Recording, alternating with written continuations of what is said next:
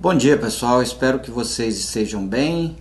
Na realidade, hoje a gente vai tentar fazer um resumo daquilo que vocês já devem ter visto no material que foi enviado para vocês, na apostila de vocês, e que a gente vai poder, quando presencialmente, tirar todas as dúvidas que vocês porventura venham ter no material que foi explicado para vocês. Na realidade, esse material é composto de 2 módulos, como vocês viram. O que a gente vai fazer aqui é tentar fazer um resumo geral para que vocês tenham um pequeno entendimento e possam assim desleixar com o material, tanto material específico do curso quanto material de pesquisa que está envolvido dentro da bibliografia referendada pelo material. No módulo 1, a gente analisa principalmente a motivação e os processos organizacionais, que são fundamentais para que a gente possa, na prática, verificar o comportamento das pessoas dentro do processo, dentro da organização. A gente sabe que comportamento é uma coisa muito pessoal, é uma coisa muito da nossa formação. E essa formação, ela envolve fatores que excedem a capacidade do administrador público. Entretanto, é bom que a gente especifique que a motivação, principalmente, ela não é dada pelos outros, ela é dada por nós mesmos. Então, não adianta alguém querer me motivar. Em primeiro lugar, o que adianta é exatamente eu querer ser motivado e querer ter motivação para fazer algo. E como profissional, nós devemos fundamentalmente ter a capacidade de, no dia a dia, poder nos motivar, apesar de todos os desafios, todas as barreiras que nós encontramos no nosso dia a dia. Motivação, na realidade, como o próprio conceito diz, ele é um somatório de vários fatores psicológicos, tanto fatores conscientes quanto fatores inconscientes.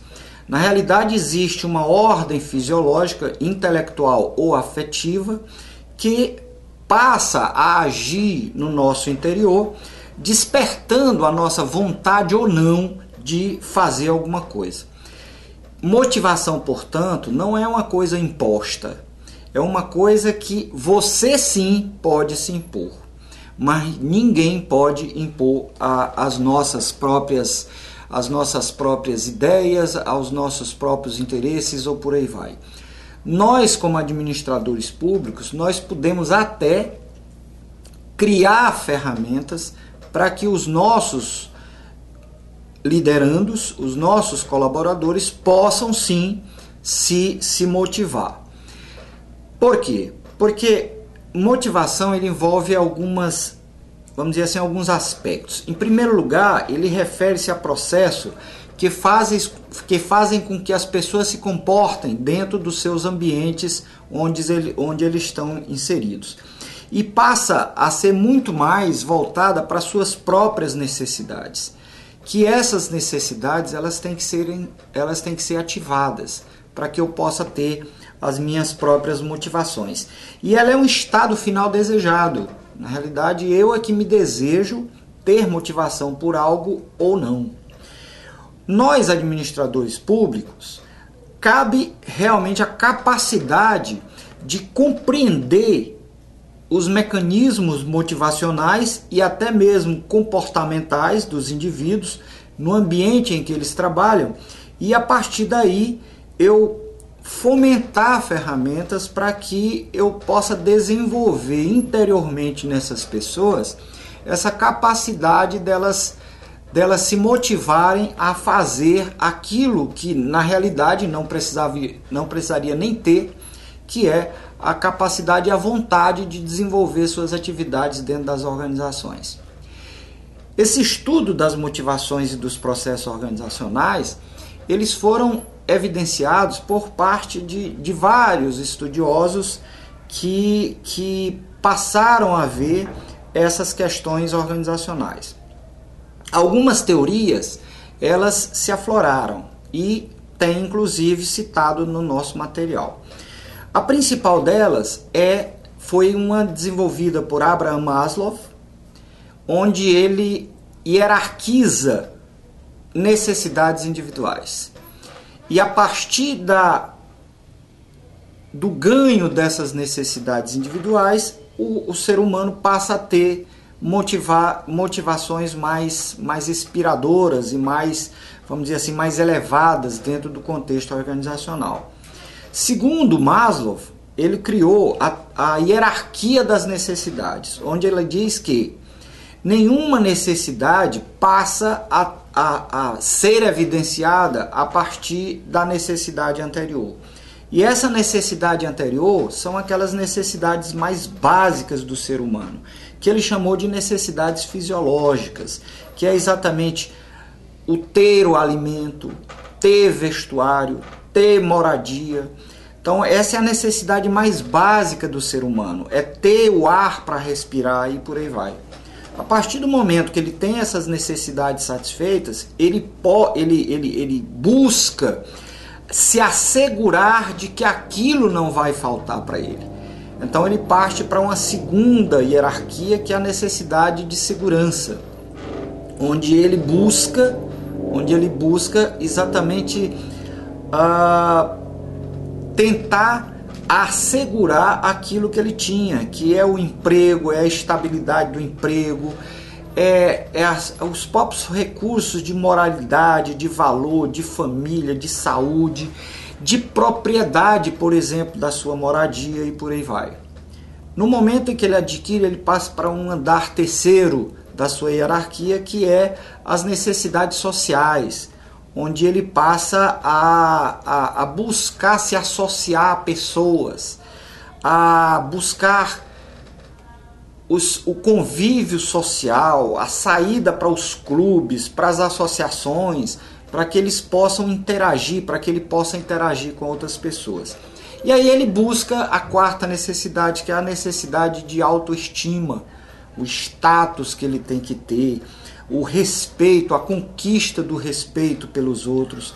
E por último, a necessidade de autorrealização, que é exatamente onde ele objetiva, onde ele chega ao cume, ao pico de todas as suas necessidades. É isso que a gente chama de a hierarquia das necessidades, que foi criada por Maslow. Um segundo tipo de teoria foi assegurado e foi sustentado por um estudioso chamado Herzberg, Friedrich Herzberg, que ele criou a teoria dos dois fatores, onde ele chamou um fator chamado de fator motivacional e um outro fator chamado de fator higiênico. O fator motivacional é aquele que tem a ver com o conteúdo da função ou do cargo que você exerce. É um sentimento relativo ao seu trabalho, ao seu cargo, à sua função. Então tem muito a ver com o trabalho em si, com a realização, com o progresso, com o reconhecimento, com a própria responsabilidade que dão para ele e por aí vai. E os fatores higiênicos, são fatores extrínsecos ao cargo, ou seja, é muito mais feito pela empresa que ele trabalha, pelo órgão que ele trabalha. Então tá relacionado com o salário que ele tem, está relacionado com o ambiente de trabalho, com a própria relação que ele tem com os seus chefiados e com os seus chefes, e os benefícios e incentivos sociais que ele vai ter. Além disso, o nosso material vê a teoria da expectativa, né, que é exatamente muito cognitivo e tem muito a ver com biológico, e a teoria da equidade, né, que faz com que ele seja visto da forma que ele quer ser visto dentro da empresa. É interessante que a gente perceba o seguinte: o perigo de você ter ou não motivação está diretamente com a capacidade que você tem de estar ou não inserido na empresa. O que eu sempre falo é o seguinte: o perigo não é você pensar grande e não conseguir. O perigo maior é você pensar pequeno e conseguir. Então, busque pensar grande, busque fazer grande, porque você consegue chegar em patamares maiores. Dentro da empresa existem vários programas que você pode, como administrador público, incrementar. Fazer com que as pessoas, esses programas fazem com que as pessoas possam se motivar. Alguns a gente pode citar, por exemplo, o programa de reconhecimento de servidores. Então existe alguns programas, até aquele programa mais simples, funcionário do mês, colaborador do mês, até aquele mais simples. Isso motiva, isso dá uma autoestima maior para o seu colaborador. Existe o programa de envolvimento ampliado dos servidores, onde ele passa a conhecer a empresa como um todo. A questão da remuneração variável, às vezes você tem um salário fixo e você se acomoda àquele ambiente remunerário que você tem. Então normalmente você pode incrementar um salário variável, embora a nossa profissão de servidor público não tenha, dentro das nossas resoluções, não tenha esse tipo de salário variável. Existe aquele programa com base nas habilidades que você passa a ter, que é uma gratificação e por aí vai. Existe aqueles programas de benefício, tipo auxílio alimentação, plano saúde, auxílio natalidade e por aí vai, que são programas motivadores. E, por último, dentro desse módulo, a gente poderia falar que esses processos organizacionais que buscam o comportamento, ele tem que ter alguns elementos inseridos sob pena da gente não conseguir viabilizá-los. Nós temos que saber exatamente qual é a atividade que a gente vai motivar ou deixar de motivar. Nós temos que saber se nós temos recursos suficientes para que a gente possa tornar o colaborador mais motivado. A gente tem que ver se esse programa vai transformar aquela pessoa realmente, vai motivar aquela pessoa, porque está muito ligado ao produto que ele vende, ou que ele faz, ou que ele trabalha. O próprio usuário, será se ele está em condição de aceitar essa mudança? Será se ele está em condição de aceitar a função de se motivar? Então, essa questão está muito ligada à perda que a pessoa vai ter. Se ele tem perda, ele menos se motiva. Se ele tem ganho, ele mais se motiva. Então, em resumo, seria basicamente isso que é tratado no módulo 1, que trata especificamente, volto a repetir, do comportamento, da motivação e desses processos que causam motivação, onde vocês podem, claro, a partir do conteúdo e a partir do objeto e a partir do material que você tem e até mesmo das referências bibliográficas, a se aprofundar mais sobre o assunto. Quero resumir dizendo o seguinte, e enfatizando, se motive, a partir da sua motivação, as coisas acontecem. A partir das suas motivações, os sonhos acontecem, a partir da sua empresa que você vai trabalhar. Obrigado e a gente vai então para o módulo 2.